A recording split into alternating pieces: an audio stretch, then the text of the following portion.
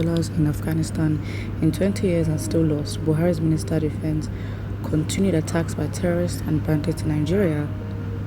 Nigeria's Minister of Information and Culture, Lai Mohammed, has said the Muhammadu Buhari-led government is winning the war against terrorism, banditry, and other forms of insecurity in the country. This is despite the incessant attacks, killings, and kidnappings by Boko Haram and ISWAP insurgents and bandits in many areas or parts across the country. Mohammed, in an interview with BBC Africa on Thursday, said the good news is that the government is winning the war. On Thursday said the good news is that the government is winning the war against insecurity, be it Boko Haram or banditry, be it the separatist, movement, we are winning the war. But when asked how that was possible with the recent attacks on schools, he said, I didn't say that we stopped banditry or that we stopped. I said we are winning the war against them. Even the safest country in the world will still witness crimes, on a daily basis, but it's the response of that government to the crimes that makes all the difference. And I say, if the number of insurgents that have given up their soldiers have surrendered in the last few weeks is anything to go by, if the successes of the military here, I'm talking about both the Air Force and the ground force, is anything to go about in the war against bandits, we are winning the war. Probably the world would better appreciate what Nigeria has achieved when they see that US, after 20 years, $1 trillion down the drain, thousands of lives killed, it took the Taliban only a few weeks to come back. That is not happening in Nigeria, he added. Meanwhile, Katsina State Governor Aminu Masari on Wednesday urged residents of the state in areas prone to activities of bandits to acquire weapons and defend themselves. According to the governor, it is morally wrong for people to submit cheaply to the bandits without any attempt to defend themselves.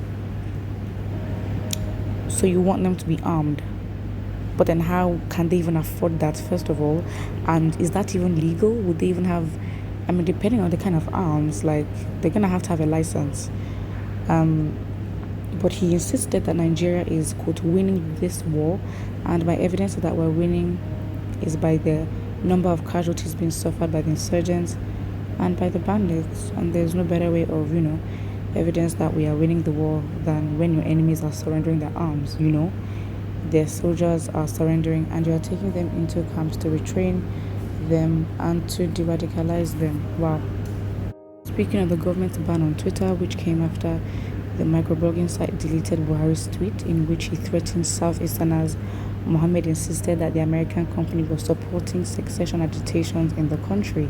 He said if you are in government and you have a platform that preaches hatred, it becomes a platform of choice for separatists. It becomes a platform where one group is pitted against the other. I think you, as a responsible government, would rather suspend the operation of that organization rather than allow your country to disintegrate. That was what the media chose to believe.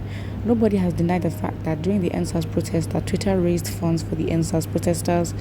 If you raise funds for 1NSURG protesters and that protest leads to loss of lives, you are directly responsible for those loss of lives.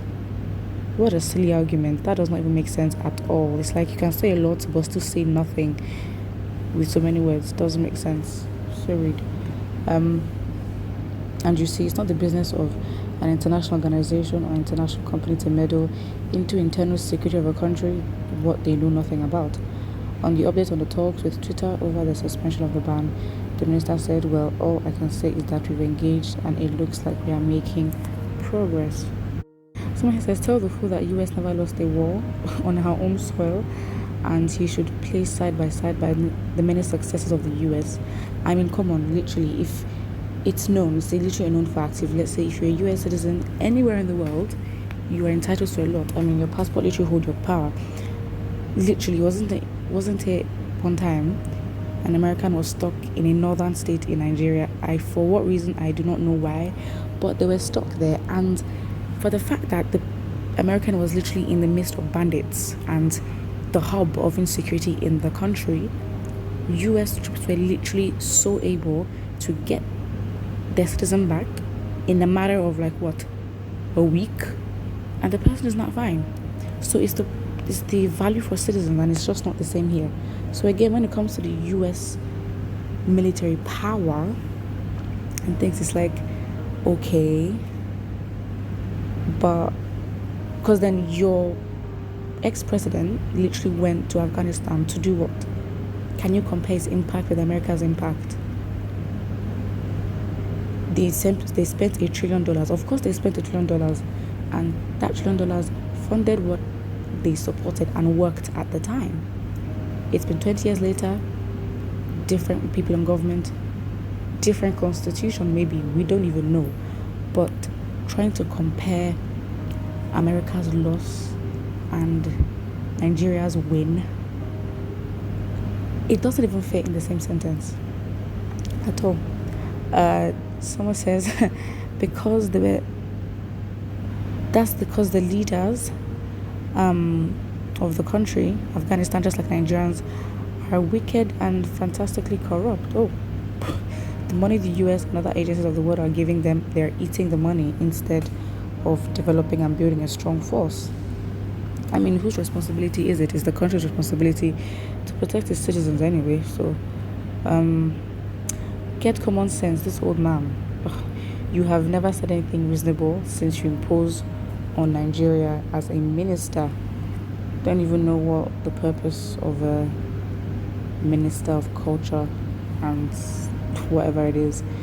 Someone says this is an incompetent statement. Of course it's incompetent. How does the Nigerian government enjoy comparing their failure to the most recent events? They keep comparing like Nigeria is in the same level. When you want to compare, there has to be some similarity to help push out the difference.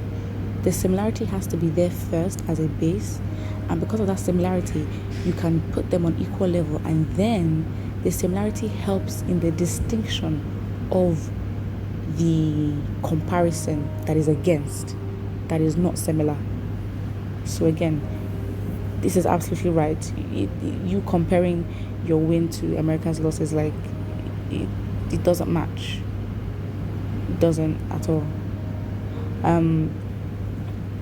Someone says the comparisons you get when scenarios, okay, I can't even read this, but fact is the comparison doesn't make sense. It's unparalleled.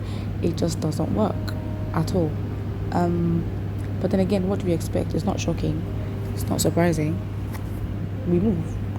We actually move, but it's very sad, but yeah, it's such an illogical, incompetent argument that doesn't hold any weight. But I think, do not forget to like and subscribe.